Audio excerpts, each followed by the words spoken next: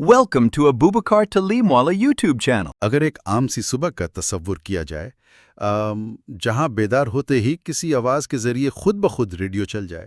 ہاں، اور tooth brush 30 second بعد بیپ کر کے خود بتا دے کہ اب دانتوں کا دوسرا حصہ صاف کرنا ہے. بالکل، یعنی اسمارٹ فریج دودھ ختم ہونے پر خود راشن کی فہرست تیار کر لے.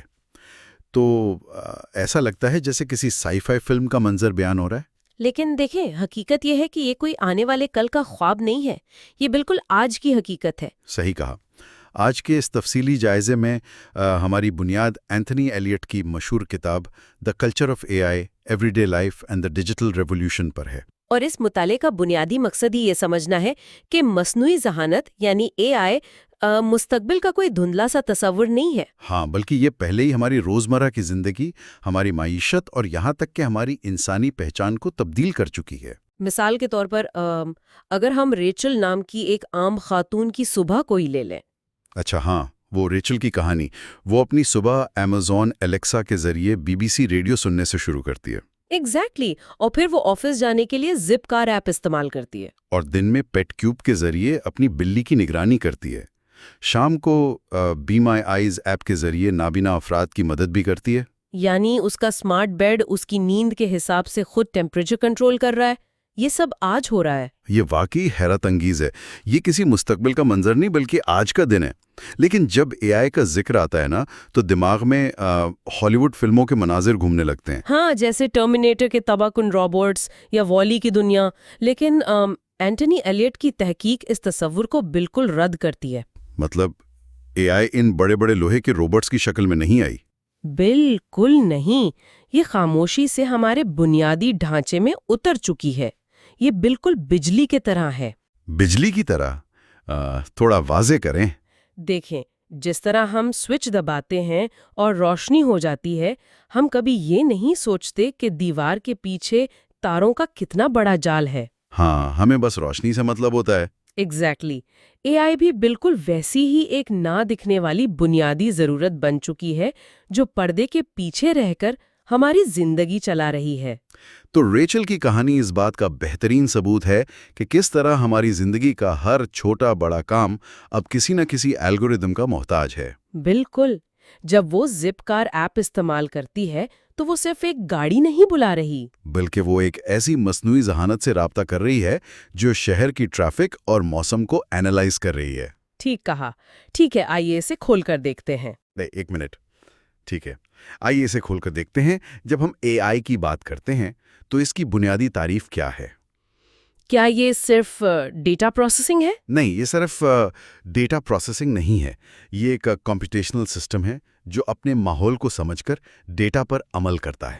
مطلب جس طرح ہم بجلی کے بغیر زندگی کا تصور نہیں کر سکتے، کیا اے آئی واقعی ویسی ضرورت بن گئی ہے؟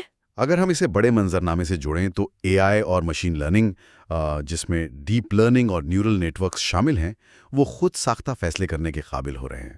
اور ان فیصلوں کا عالمی سطح پر کیا اثر ہو رہا ہے؟ اثر بہت بڑا ہے. ایک حیران کن اعداد و شمار یہ ہے کہ 2030 تک اے آئی عالمی معاشیت میں $16 ٹریلین کا اضافہ کر سکتی ہے. $16 ٹریلین؟ یہ تو واقعی معیشت کو مکمل طور پر تبدیل کرنے والی بات ہے. ہاں، اور یہ تبدیلی صرف ڈیٹا کو ادھر ادھر کرنے سے نہیں آ رہی. یہ الگوریدمز عالمی سطح پر جابز اور سوشل انٹریکشن کو نئے سرے سے تشکیل دے رہے ہیں. لیکن یہاں ایک بہت ہی گہرا فلسفیانہ سوال اٹھتا ہے. اگر یہ مشینیں خود ساختہ فیصلے کر رہی ہیں تو کیا یہ واقعی انسانوں کی طرح سوچ اور سمجھ رکھتی ہیں؟ یہ وہ بنیادی الجھن ہے جس پر پچھلی کئی دہائیوں سے کمپیوٹر سائنٹسٹ اور فلسفی بحث کر رہے ہیں.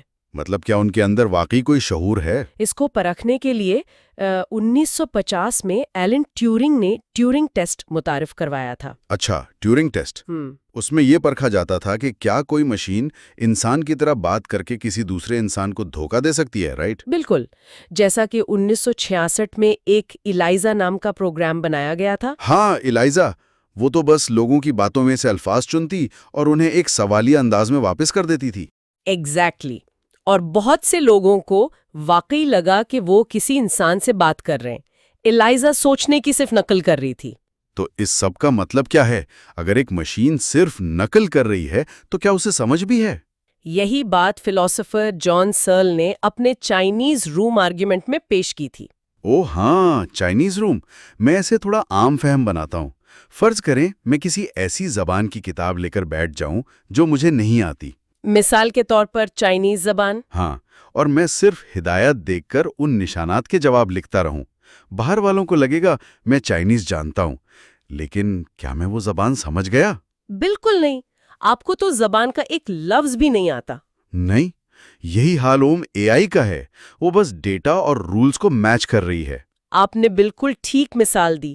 یہی سب سے بڑا فرق ہے ڈیٹا پروسیسنگ اور حقیقی سمجھ میں۔ لیکن بغیر سمجھے بھی ان مشینز نے ہمارے بات چیت کرنے کے طریقے کو مکمل بدل دیا ہے۔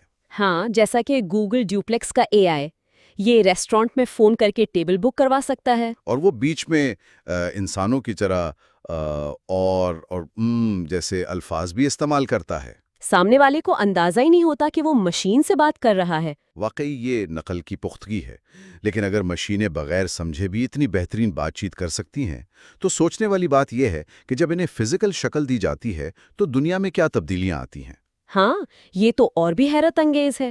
یعنی جب ڈیجیٹل سکرین سے نکل کر حقیقی دنیا میں اے آئی آتی ہے، جیسے سیلف ڈرائیونگ کارز۔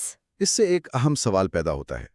جب ہیترو ایئرپورٹ پر چلنے والے آٹونومس پوڈز یا اوبر کی گاڑیاں سڑک پر چلتی ہیں تو سہولیت کے ساتھ خطرات بھی آتے ہیں۔ بالکل، کیونکہ سڑک کی دنیا غیر یقینی ہے۔ ایگزیکٹلی، جیسا کہ امریکہ میں اوبر کی خود کار گاڑی کے ہاتھوں ایک خاتون کی ہلاکت ہوئی، فزیکل دنیا میں اے آئی کے لیے ہر واقعے کی پہچان گوئی کرنا مشکل ہے۔ یہاں آ کر بات واقعی بہت دلچسپ ہو جاتی ہے۔ سیلف ڈرائیونگ کارز کے علاوہ 3D پرنٹنگ کی دنیا بھی تو بدل رہی ہے نا؟ ہاں، 3D پرنٹنگ میں بھی اے آئی کا بہت بڑا کردار ہے۔ چائنا میں زوڈا گروپ نے صرف 3 گھنٹے میں ایک پورا 3D پرنٹڈ گھر تیار کر لیا، جس میں ڈائننگ روم، کچن اور بیڈ روم سب شامل تھے۔ 3 گھنٹے میں پورا گھر؟ یہ تو واقعی انقلابی ہے۔ بالکل۔ مجھے تعجب اس بات پر ہے کہ اب گھر بھی کمپیوٹر سے پرنٹ ہو سکتے ہیں، اور اس میں اے آئی لگاتار مٹیریل کو ایڈجسٹ کر رہی ہوتی ہے۔ اور یہ فزیکل انقلاب صرف زمین تک محدود نہیں رہا، خلا میں بھی اے آئی پہنچ چکی ہے۔ خلا میں؟ اب کس پروجیکٹ کی بات کر رہی ہیں؟ واؤ، اتنا بڑا روبوٹ! اس کا مقصد کیا ہے؟ اسے خاص طور پر مریخ پر انسانوں سے پہلے بیس کیمپ بنانے کے لیے ڈیزائن کیا گیا ہے۔ اچھا، تو وہاں اے آئی کی کیوں ضرورت ہے؟ ہم زمین سے کنٹرول کیوں نہیں کر سکتے؟ کیونکہ زمین سے مریخ تک سگنل آنے میں ڈیلے ہوتا ہے۔ والکری کو گرنے سے بچنے اور بیلنس کرنے کے فیصلے ملی سیکنڈ میں خود کرنے ہوتے ہیں۔ صحیح، مطلب وہ خود مختار ہے۔ اور اسی طرح انٹرنیشنل اسپیس اسٹیشن پر سائمن نام کا ایک اڑتا ہوا اے آئی دماغ ہے جو خلا بازوں کی مدد کرتا ہے۔ یہ سب واقعی دماغ کو چکرا دینے والا ہے۔ لیکن جب یہ فزیکل تبدیلیاں ہمارے ارد گرد ہو رہی ہیں تو ایک مسئلہ اور بھی ہے۔ آپ کس مسئلے کی طرف اشارہ کر رہے ہیں؟ اس کا ہماری ذات، ہماری پہچان اور ہمارے سماج پر کیا اثر پڑ رہا ہے؟ یہ تحقیق کا بہت اہم حصہ ہے۔ دیکھیں، 2030 تک دنیا میں 125 بلین ڈیوائسز انٹرنیٹ سے منسلک ہوں گی۔ 125 بلین!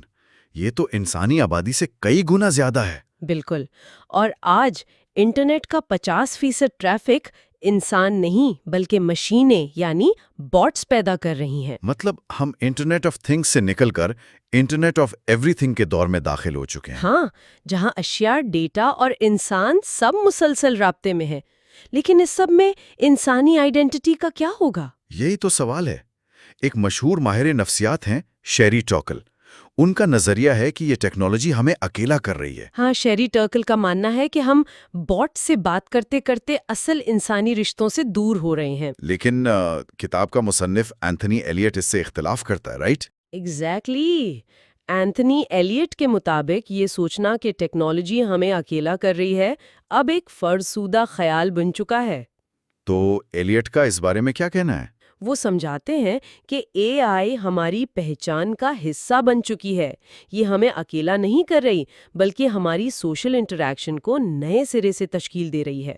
جیسے اگر ہم واپس ریچل کی کہانی پر جائیں، وہ بی مائی آئیز ایپ کے ذریعے کسی نابینا شخص کی مدد کر رہی تھی۔ بالکل، وہاں اے آئی اسے اکیلا نہیں کر رہی بلکہ اسے ایک ایسی انسانی ہمدردی اور تعلق کا موقع دے رہی ہے جو پہلے ممکن نہیں تھا۔ یعنی اے آئی رشتوں کو ختم نہیں کر رہی بلکہ ان کے طریقے بدل رہی ہے۔ ہاں، ہماری خود شناسی اور سیلف فارمیشن اب اس ڈیجیٹل نیٹ ورک سے جڑ کر پوری ہوتی ہے۔ اگر میں اس پوری گفتگو کو سمیٹوں تو سننے والوں کے لیے اس کا سب سے بڑا سبق یہ لگتا ہے کہ اے آئی ہم سے الگ کوئی چیز نہیں ہے۔ صحیح کہا آپ نے، یہ ہماری اپنی زندگی کا اندرونی حصہ بن چکی ہے۔ ہماری صبح کے ٹوتھ برش سے لے کر خلا کی تسخیر تک ہر چیز اے آئی سے جڑی ہوئی ہے۔ یہ ایک چھپی ہوئی قوت کے طور پر ہمارے وجود کے ہر پہلو کو متاثر کر رہی ہے۔